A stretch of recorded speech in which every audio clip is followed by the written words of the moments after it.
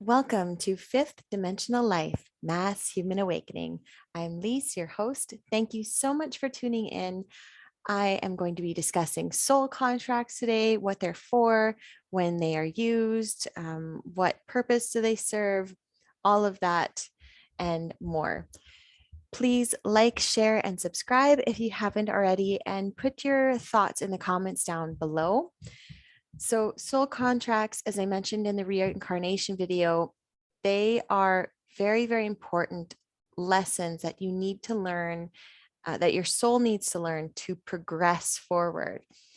We are always, our main goal in life is to ascend into higher states of consciousness, higher dimensional states, for our soul to progress on so we can, we don't actually have to come back and keep reincarnating. The goal is to become a higher consciousness being. So soul contracts, you create them prior to incarnating on this planet or other planets. This one, it's a third dimensional one, as I mentioned as well. It is very, very dense. It is very hard emotionally, physically, mentally. And the soul contracts here are some of the hardest lessons that your soul needs to progress forward. Because if everything was easy, you wouldn't really learn them, right? So you need to go through the hard stuff to get to the good stuff, right? So, some of the benefits here of soul contracts are they help us heal. They help us heal relationships, teach us how to love, be compassionate. They help us embrace our unique path and improve future relationships. They help to teach us it's okay to let go. So a lot of things you choose so many major points in your life, obviously like your birth date and the family that you're born into. Yes, you choose your parents, you choose your brother and sister, you choose your best friends in life, you choose your lovers, you choose people that hate you and that you hate as well. All of these people in your life, you chose them for a reason because they're teaching you something, and you are definitely teaching them things as well. It's a two-way street. So, whenever you're in a situation like we have really, really intense situations going on in this world and right now in our world, and what's actually really going on, like the Rona and the pricks, they are major, major soul contracts on individual and on the collective level. These things that are happening now are so crucial for everyone's ascension forward. If this stuff wasn't going on, we wouldn't be learning the really hard, messed up lessons that we all need to learn. We wouldn't be able to see all the dark stuff, the shadow work that's going on in our world, and we wouldn't understand that we need to fix it. Because for a long time we're like, oh, it's not really broken, there's no need to fix it. But now we can see how broken everything is, how broken our souls are, how broken the systems are. And now we can see, okay, these are the major issues. Now we can find solutions to fix them. And this is the same thing you can analyze in your own life. What are the major things that are hurting you emotionally, mentally, physically? What things can you do to learn from those? Instead of getting upset or angry or over emotional and, putting the wrong type of energy into the wrong things, stop for a second, take a step back and a deep breath and reanalyze things without reacting to them. Come from a non-reactive place just to reflect on everything in your life and see, okay, what could the soul contract be for this particular situation or this person? What can I learn from it? How can I heal this? So there's tons and tons of information out there about soul contracts, about your life, your soul agreements, soulmates, twin flames, all of that. And even when you die, and a lot of people have multiple times in their life where they can die, and those kind of are like what Elizabeth April talks about often, are exit points in your life. And a lot of people are choosing this time right now to exit out of this really hard, difficult incarnation. And that is their soul mission. That's part of their soul contracts. Instead of feeling horrible and sad for people who pass away, you know, a better way to look at it is to like congratulate them on from a soul level and say, wow, you went through really, really hard stuff to get to where you were at. And when you passed over to the other side, you know, show them love and respect and, kind of give them an energetic high five and say like, hey, you did it. You went, you made it through. So try and heal even that relationship with death and people dying too, because this, third dimensional complex of thinking, oh, death is so bad, when it's actually like, it should be celebrated in a lot of ways, because that is the soul's progression.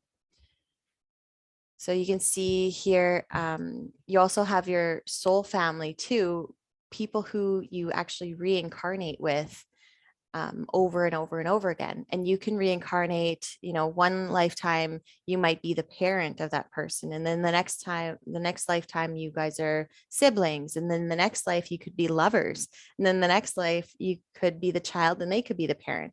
Your souls have so many different roles. And even though it sounds weird and kind of messed up, you have been with the people who are around you many times over, and you have learned so much, and you have, both, all of you have learned so many lessons, and you're still learning right now.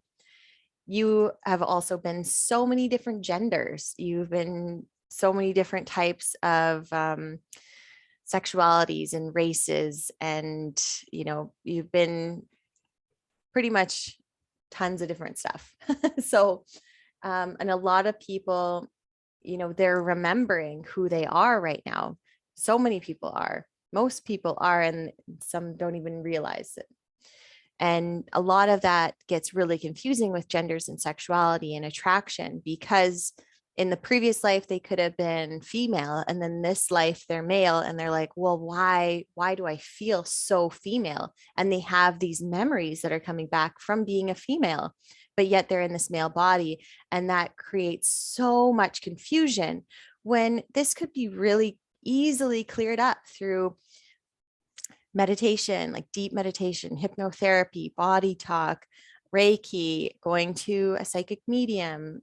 There's Akashic records readings. There's many different ways of finding out what your past lifetimes were, what your soul missions are, what your soul contracts are, what is your higher purpose of, like, how to ascend, how to heal. And that could create so much more comfort in people to understand, okay, that's why I feel this way. That's why I feel so female and I'm in this male body this lifetime around. Okay, I can accept that. It brings that understanding and brings things so full circle. So I remember being young and like 7 years old, and I was like, what? Like, this life, this reality doesn't really make sense. Like, I have these other memories. I have some weird things that have happened to me and they don't make sense. Like, why? And for like 20 plus years, I was wondering that for so long. And then, once I found out, oh, okay, I can, do hypnotherapy, I can go to a psychic medium, I can do all these things to find out who I really am and really remember and really understand. Oh, that is my true purpose. That's why I feel this way in my body. And, you know, a huge thing to know as well, and I said it in the reincarnation video too, is that when we incarnate in this third dimensional reality, we go through a veil of forgetfulness. So we don't even remember these soul contracts. We don't remember our past lifetimes. We don't remember everything that happened previously. And that's why this, again, that's another reason why this incarnation is so difficult. But we are moving forward into 4D and 5D, and we will start remembering faster and faster and more and more and more. And it's only going to get more confusing unless you actually dive deep into it, dive deep into yourself, and remember who you are. There, again, there's so many different ways to do it. Free will is also a really interesting thing because that is one of the cosmic laws, that we all have free will here on this planet. And so even though we have soul contracts and soul missions and things that have to happen, major events in our life that have to occur, we still have free will. So maybe you're supposed to meet your soulmate at this place this time, and then for whatever reason you're like, I'm not feeling that, I'm going to go do this other thing, and you miss meeting your soulmate, which could totally happen. But then your soul contracts will actually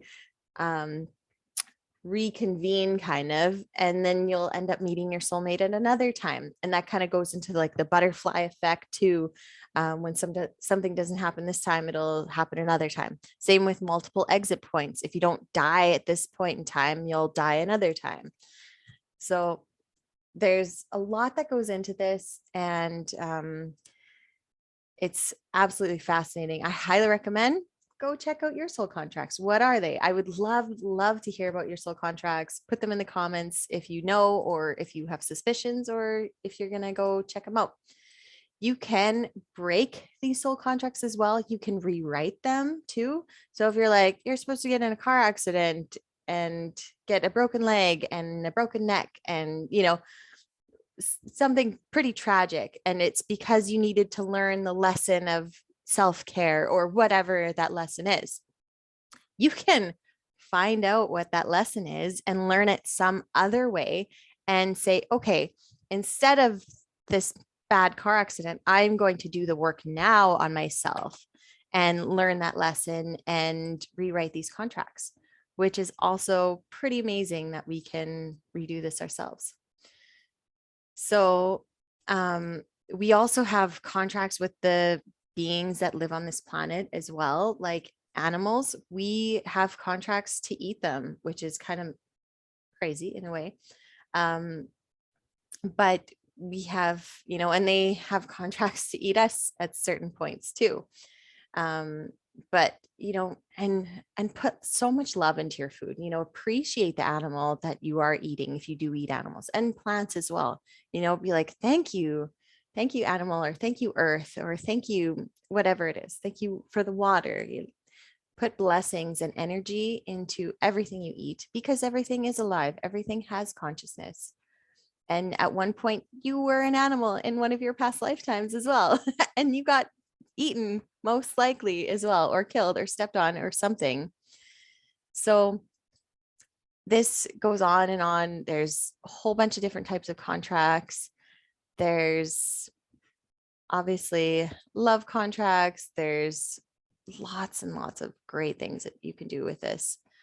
And tons of information out here. You know, I just Googled it, and there's a whole bunch of websites that have come up here. So again, thank you so much for tuning in. I wish you the best of luck journey on your soul journey. And I want to just say that I appreciate you so much for being here.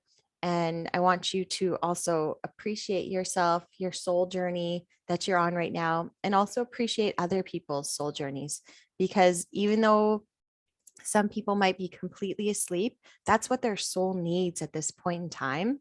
And just send them all the high vibrational love you can, and just say, you know, you're exactly where you need to be. And that's that. You don't have to go into anything more with them. So I love you so much. Thank you for watching, and I will see you on the next video.